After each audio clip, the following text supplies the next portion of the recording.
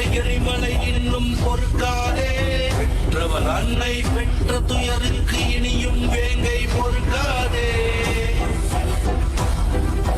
முக்கிய வகையினை வெட்டி முறித்திட மதம் கொண்ட யானை வருகிறதே.